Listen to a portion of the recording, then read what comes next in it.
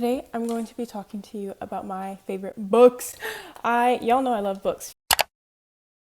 So two of the books that I'm going to be showing you today are two books that I've already spoken about. Actually, I think I spoke about three of them, and two of them being two books that I already read, and one of them being a book that I want to read. And then three of these books are also from the same author. So it's gonna be a quick video because I have to go soon. My two books that I've already read that like it ties in with the third book that I'll be talking about are these two. You know, we've already seen them. Okay. We have Daisy Jones and the Six, as well as The Seven Husbands of Evelyn Hugo by the same author, Miss Taylor Jenkins Reid. She is actually my favorite author. Like, I'm so confident now to say that she's my favorite author because she really is. The book that struck me the most out of these two was definitely Daisy Jones and the Six, because, well, you can even tell by the way that I tabbed this. I don't tab with like the sticky stuff. I tab by like folding the bottom of the page. But this was so captivating. The way that it was written is what I love the most about it. And I said this in another video, so I'm not just gonna repeat everything that I already said.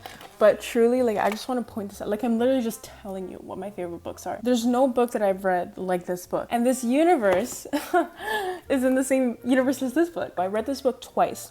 And every time I read this, it's like I had a whole new perspective on it. After not having read it for a few months, maybe even a year, arguably, and having learned everything that I've learned throughout that year, and having grown as much as I've grown throughout that year, or in between the time that I've read this book the first time and the second time, reading it the second time has made me wiser, if that makes sense. Like, smarter, as like you learn lessons with this book, which I love me a book that teaches you things, if that makes sense. And even if it's fiction, like fiction is the kind of book that I like to read. I try to be a self-help girly. I get bored sometimes. The Seven Husbands of Evelyn Hugo is like the type of book that I wish I could write. You know what I mean? The third book that I want to talk about, I just read this book. The book is Carrie Soto is Back. I'm so glad that I have this cover. I went to Indigo recently and I was like, I want to go see like the cover again.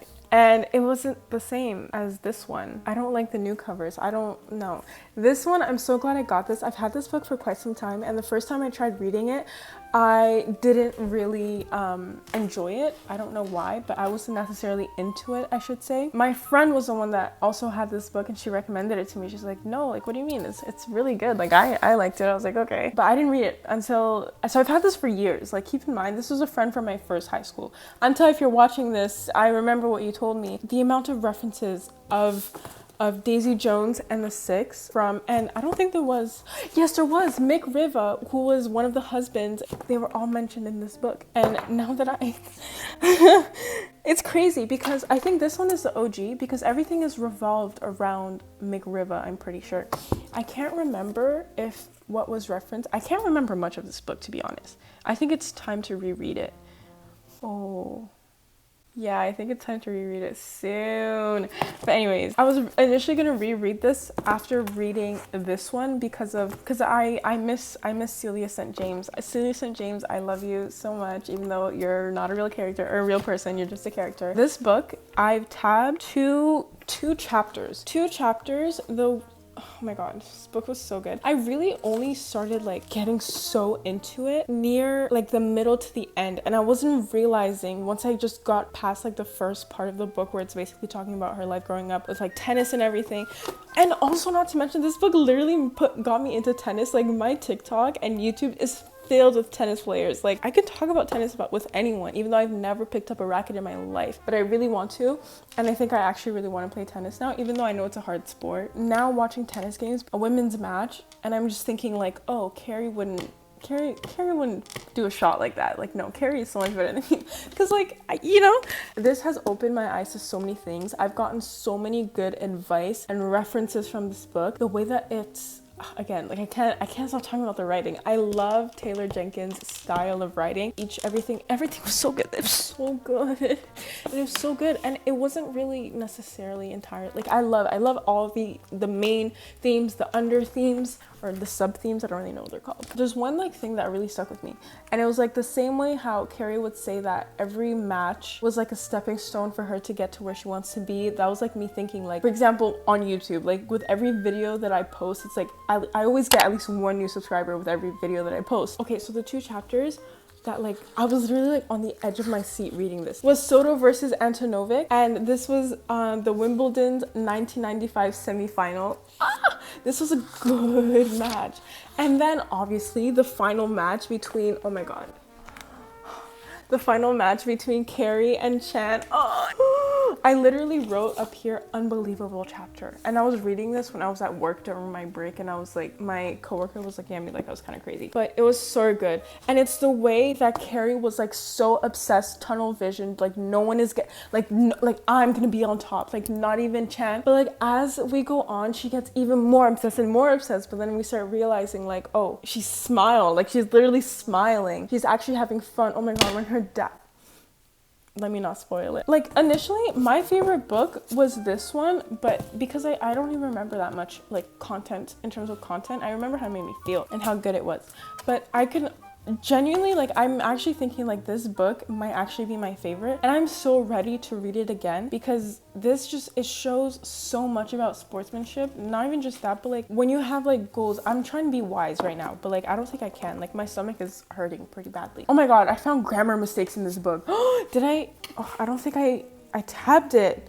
Oh my god. I found grammar mistakes in this book. I think I found 2, and that was interesting. One of them was in French. I folded, like I feel like there aren't enough words to describe how good this book is other than me saying that it's really good. Like, and I just wish that I could transmute the feelings that I have in my mind and my chest and my heart and my belly. Actually not my belly because it's hurting. I don't want your belly to hurt, but like my chest and my heart and my mind to just like, you could like feel like how I feel when I say like this book is really good. I learned a lot from this book. There's a lot of things that was said in this book that I'm like, yeah, bro, the character development, I love a good character development. I love it. At first I thought no one can do it better than Bazooka on Wattpad. No, Taylor Jenkins did it in this book. I don't know if it's just the high that you get after reading a really good book, or is it something else that's making me say that this is actually my favorite book right now. I don't know if it's actually my favorite book. I think I need to give it more time, and then I will be able to determine whether or not this is my favorite book. But this book has heavily impacted me in a very good way. This book has inspired me. This book has taught me a lot, and I genuinely enjoyed reading this book. Moving on, this next book is a book that I said that I'm gonna read before I read this author's other books, and it is called White Nights by Fyodor Dostoevsky. I love me a Dostoevsky, even though this is the first and only book so far that I've read. I bought Notes from the Underground and I started reading it, and I didn't finish reading it because I wanted to read something else. But this book is so beautiful. It's so short. This one is 75 pages, I'm pretty sure. And oh my god, this book has, I haven't read such beautiful writing before. Like I thought I did, but no, the writing in this, like the way that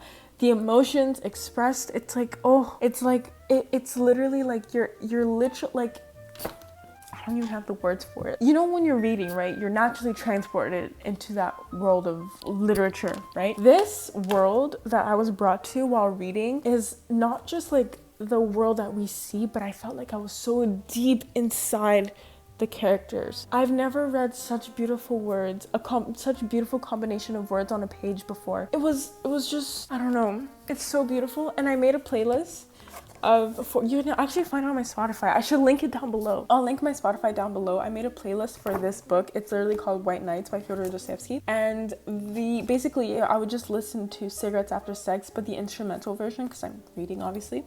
And then I've written keywords as well. I've written apathy, existentialism, yearning, unrequited love. But there's so much more to this book. The first part of the book is the story between this man and this girl. However, of course, it's gonna be like this because it's a super old book from, I think, the 1600s. He's like 20 something and she's like 17. She is 17. He's like, we don't know the author's name. Well, we know the author of the book's name, but we don't know the name of the protagonist. We only know Nastenka, who is the love interest, I suppose. And this book is genuinely my comfort book. It's like I keep it literally in my bag wherever I go, and I just open up a random page and I just start reading it. Like I haven't put this book down even though I finished it. I love it. And now whenever I hear Cigarettes After Sex, I think of this era of my life when I was reading this book, and it was honestly a pretty good era. But that's all the books. Oh no, there's one more book. This book is called Full Bloom by Jane Ann Krentz. I am not even halfway through. I've read so far this much. I just started reading it, and there's like, what, 11 chapters I'm pretty sure, and like 200 or so pages. It's a very small book. Like you can see It's the size of my head. It's a filler book. This book, I'm waiting for my next book, The Da Vinci Code. Oh my god, I'm so excited because I had an old friend of mine and she kept telling me to read The Da Vinci Code, and because I have no more books that I haven't read in my, like, in this house, I'm like, I need to buy more books. So I was like, one book at a time. I have a bunch of these old small books. I have so many Amanda Quick books. I have this one and I think one other. I guess these are going to be my filler books since they're small and they're cute, compact. I brought one to Germany with me. I didn't end up finishing it because I didn't really care for the ending. Oh my god, this universe is my favorite fictional universe ever. Like, I promise you. This universe, I need to get Malibu Rising. Malibu Rising, I'm gonna get that after the Da Vinci Code. Springtime. I'm waiting for summer to read Malibu Rising because it makes sense, and then I would have completed this universe. I'm so excited. I'm so excited. But yes, I love this universe. I love these books. I love, and I just love. Basically, if you are gonna read these books, or if you have read these books, let me know. Comment down below, and I want to know what you thought. Like, how many stars would you give it? Oh, let me rate these. 5 stars, 5 stars, 5 stars, 5 stars. I'm only showing you the books that I think that are worthy of 5 stars. Okay, that's it for today's video. Thank you for watching. I hope you read these books. I'm so sorry for the spoiler. Is that my mom? The heck it is. That is my mom. Okay, I have to go. Bye.